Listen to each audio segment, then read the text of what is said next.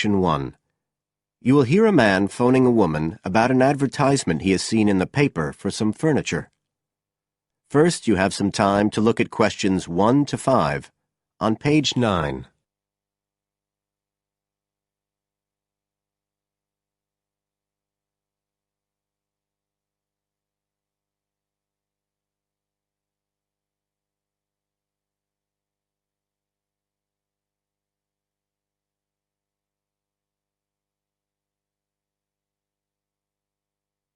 Now we shall begin. You should answer the questions as you listen, because you will not hear the recording a second time. Listen carefully and answer questions 1 to 5.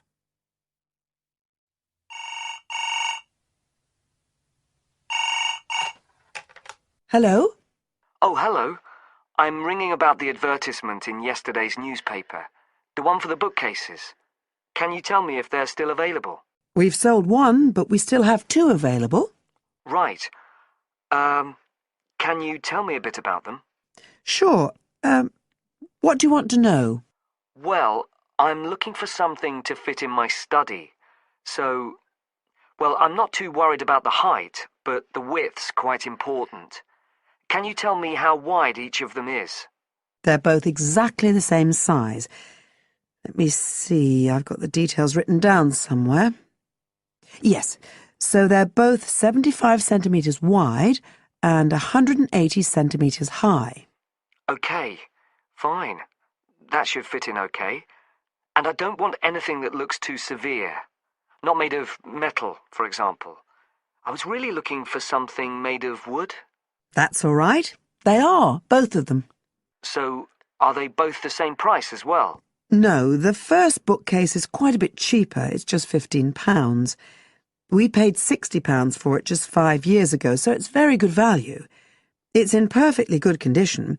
Well, they're both in very good condition, in fact. But the first one isn't the same quality as the other one. It's a good sturdy bookcase. It used to be in my son's room, but it could do with a fresh coat of paint. Oh, it's painted? Yes, it's cream at present. But as I say, you could easily change that if you wanted, to fit in with your colour scheme. Yes, I'd probably paint it white if I got it. Let's see, what else? How many shelves has it got? 6. 2 of them are fixed, and the other 4 are adjustable, so you can shift them up and down according to the sizes of your books. Right, fine. Well, that certainly sounds like a possibility. Before you hear the rest of the conversation, you have some time to look at questions 6 to 10 on page 9.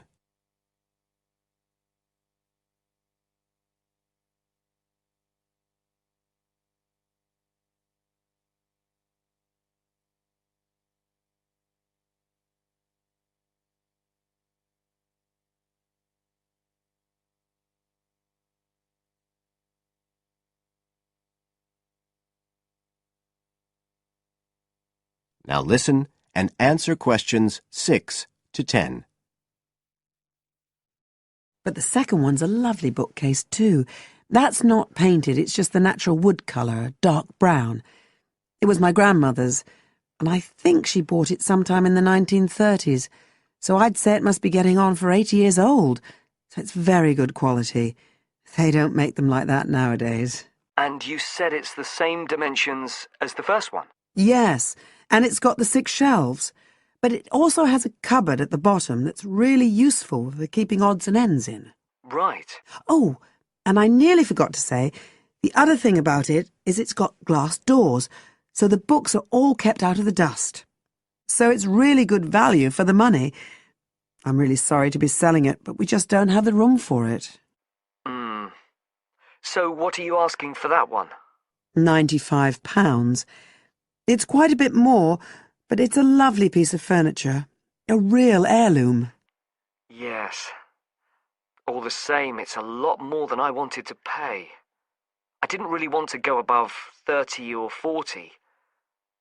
Anyway, the first one sounds fine for what I need. Just as you like. So, is it all right if I come round and have a look this evening? Then, if it's okay, I can take it away with me. Of course. So you'll be coming by car, will you? I've got a friend with a van, so I'll get him to bring me round. If you can just give me the details of where you live. Sure. I'm Mrs. Blake. Blake. That's right. And the address is 41 Oak Rise. That's in Stanton. Okay, so I'll be coming from the town centre. Can you give me an idea of where you are? Yes. You know the road that goes out towards the university? Yes. Well, you take that road and you go on till you get to a roundabout. Go straight on, then Oak Rise is the first road to the right. Out towards the university, past the roundabout, first left. First right. And we're at the end of the road. Got it. So I'll be round at about 7, if that's all right. Oh, and my name's Connor. Connor Field. Fine. I'll see you then, Connor. Goodbye. Goodbye. That is the end of Section 1. You now have half a minute to check your answers.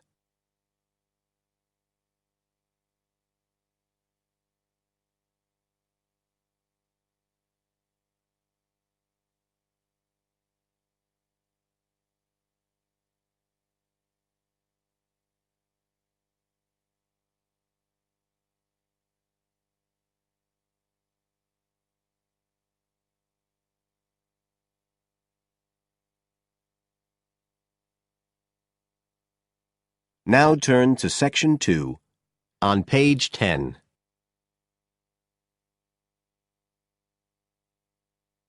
Section 2. You will hear a talk on New Zealand radio about an art sale which is being held to raise money for charity. First, you have some time to look at questions 11 to 13 on page 10.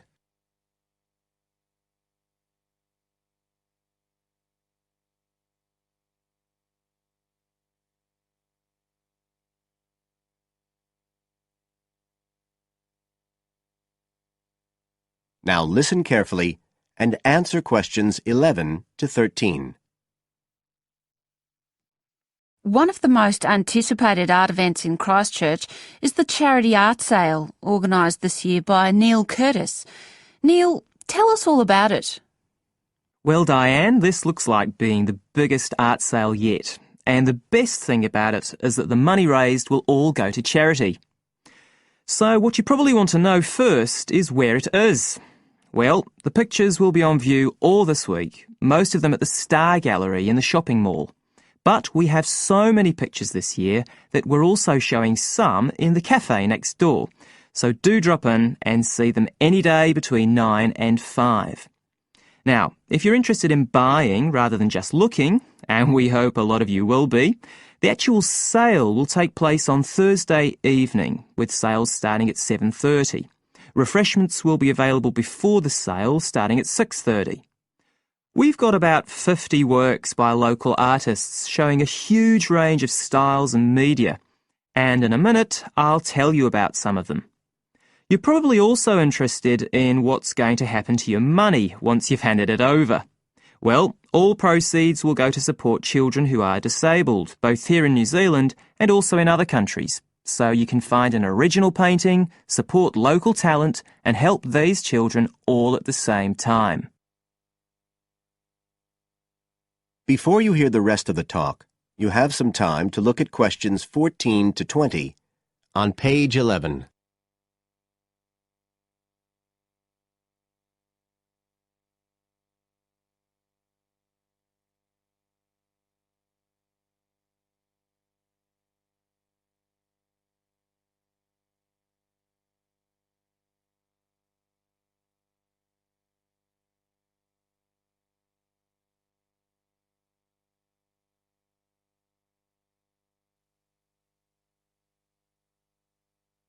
Now listen and answer questions 14 to 20. Now, let me tell you a bit about some of the artists who have kindly agreed to donate their pictures to the charity art sale. One of them is Don Studley, who has a special interest in the art sale because his 5-year-old daughter was born with a serious back problem. After an operation earlier this year, she's now doing fine, but Don says he wants to offer something to help other less fortunate children.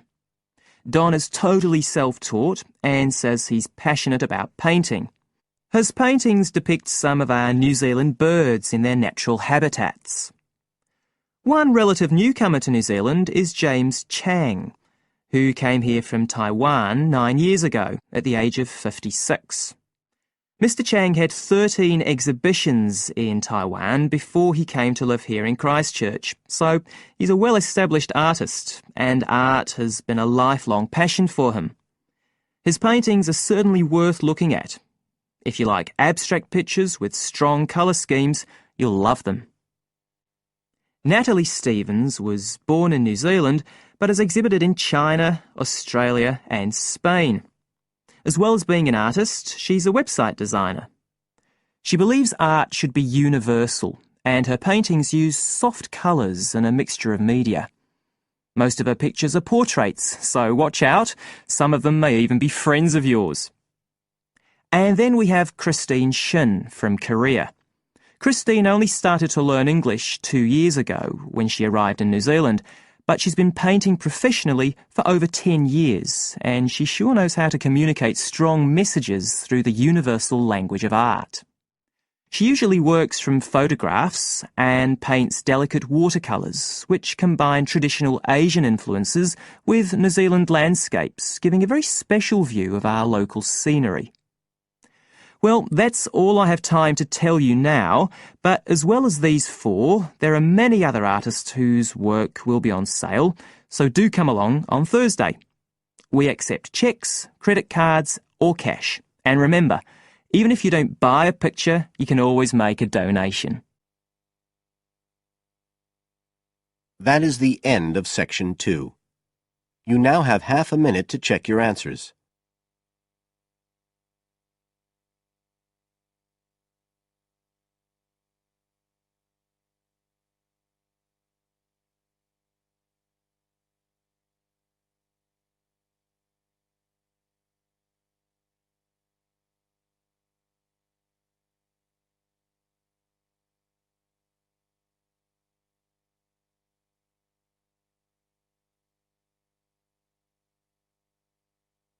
Now turn to Section 3 on page 12.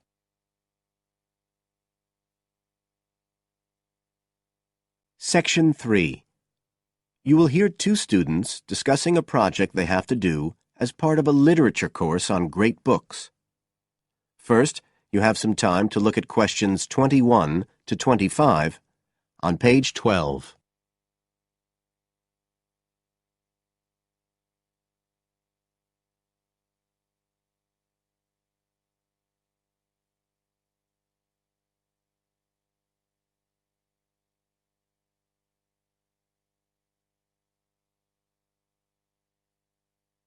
Now listen carefully and answer questions 21 to 25.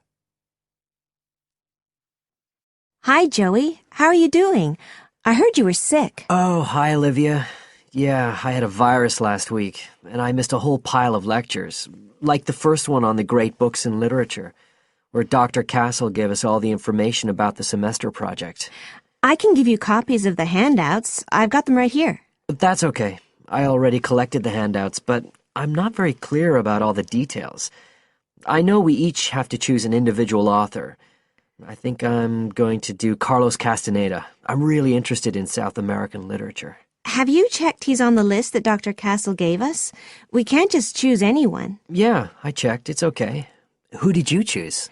Well, I was thinking of choosing Ernest Hemingway, but then I thought, no, I'll do a British author, not an American one. So I chose Emily Bronte. Okay. And first of all, it says we have to read a biography of our author. I guess it's okay if we just look up information about him on the internet? No, it's got to be a full-length book. I think the minimum length's 250 pages. There's a list of biographies. Didn't you get that? Oh, right. I didn't realize we had to stick with that. So, what do we have to do when we've read the biography? Well, then we have to choose one work by the writer. Again, it's got to be something quite long. We can't just read a short story. But I guess a collection of short stories would be okay? Yes, or even a collection of poems, they said. But I think most people are doing novels. I'm going to do Wuthering Heights. I've read it before, but I really want to read it again now I've found out more about the writer. And then the video. We have to make a short video about our author and about the book. How long has it got to be? A minute. What? Like 60 seconds? We got to give all the important information about their life and the book we choose? Well, you can't do everything. I wrote it down somewhere. Yes, Dr. Castle said we had to find or write a short passage that helps to explain the author's passion for writing, why they're a writer. So we can back this up with reference to important events in the writer's life, if they're relevant. But it's up to us, really.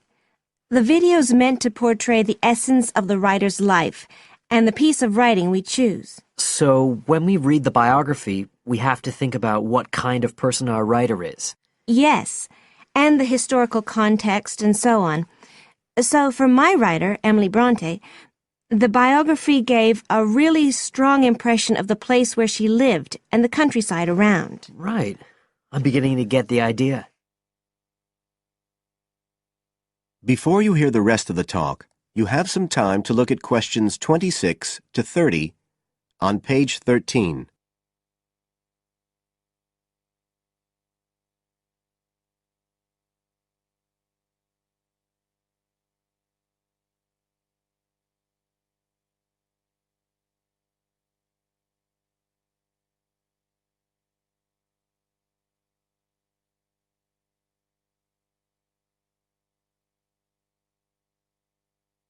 Now listen and answer questions 26 to 30.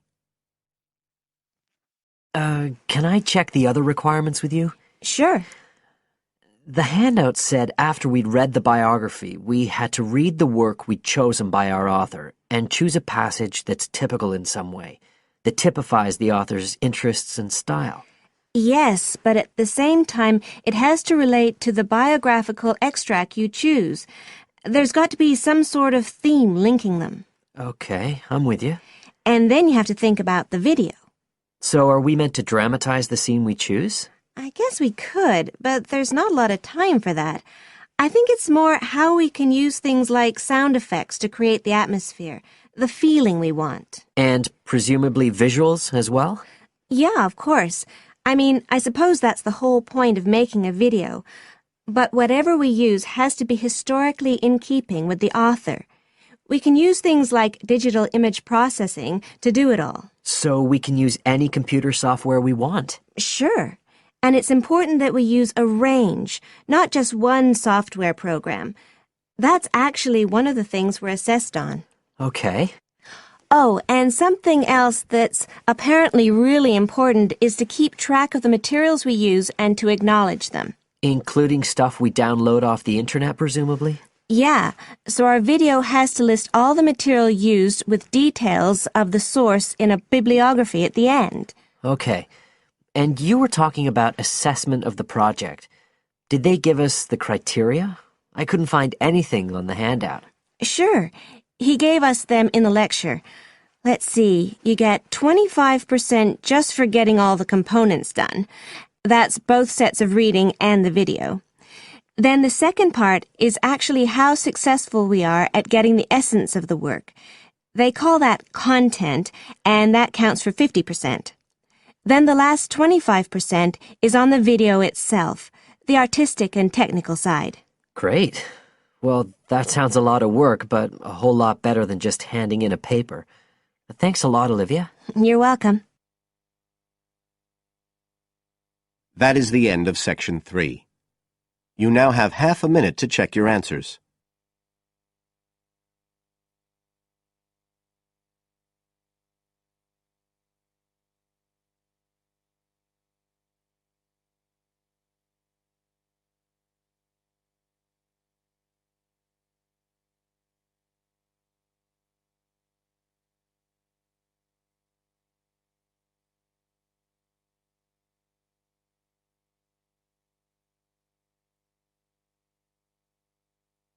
Now turn to Section 4 on page 14.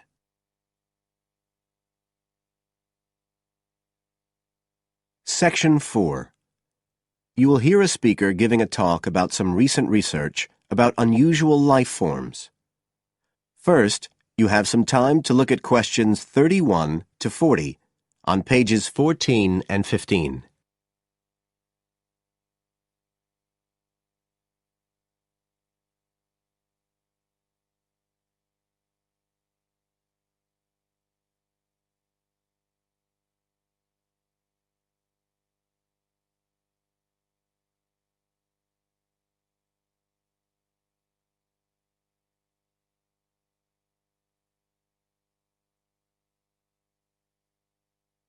Now listen carefully and answer questions 31 to 40. Hello everybody, and welcome to the 6th of our ecology evening classes. Nice to see you all again. As you know from the programme, today I want to talk to you about some research that is pushing back the frontiers of the whole field of ecology. And this research is being carried out in the remoter regions of our planet, places where the environment is harsh and, until recently, it was thought that the conditions couldn't sustain life of any kind. But life forms are being found, and these have been grouped into what is now known as extremophiles.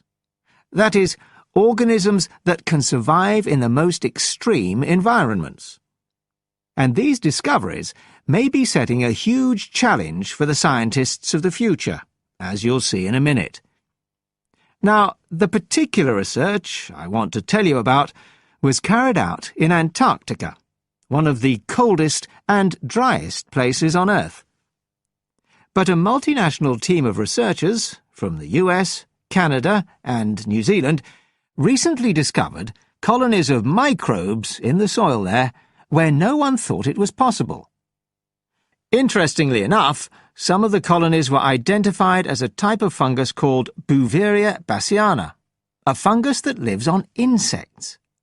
But where are the insects in these utterly empty regions of Antarctica?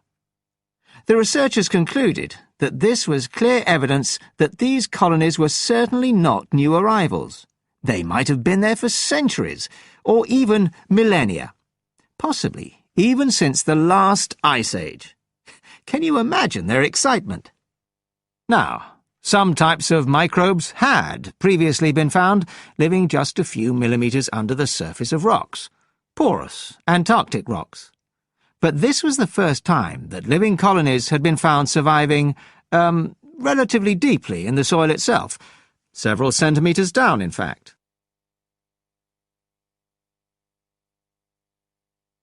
So, the big question is, how can these colonies survive there? Well, we know that the organisms living very near the rock's surface can still be warmed by the sun, so they can survive in their own microclimate. And this keeps them from freezing during the day. But this isn't the case for the colonies that are hidden under the soil. In their research paper, this team suggested that the very high amounts of salt in the soil might be the clue, because this is what is preventing essential water from freezing. The team found that the salt concentration increased the deeper down they went in the soil. But while they had expected the number of organisms to be fewer down there, they actually found the opposite. In soil that had as much as 3,000 parts of salt per million, relatively high numbers of microbes were present, which seems incredible. But the point is that at those levels of salt, the temperature could drop to minus 56 degrees before frost would cause any damage to the organisms. This relationship between microbes and salt, at temperatures way below the normal freezing point of water, is a really significant breakthrough. As you all know, life is dependent on the availability of water in liquid form, and the role of salt at very low temperatures could be the key to survival in these kinds of conditions. Now, the process at work here is called supercooling, and that's usually written as one word. But it isn't really understood as yet, so there's a lot more for researchers to work on. However, the fact that this process occurs naturally in Antarctica may suggest that it might occur in other places with similar conditions, including on our neighbouring planet, Mars. So, you can start to see the wider implications of this kind of research. In short, it appears to support the growing belief that extraterrestrial life might be able to survive the dry, cold conditions on other planets after all. Not only does this research produce evidence that life is possible there, it's also informing scientists of the locations where it might be found. So all of this might have great significance for future unmanned space missions. One specialist on Mars confirms the importance of the interaction. That is the end of Section 4. You now have half a minute to check your answers.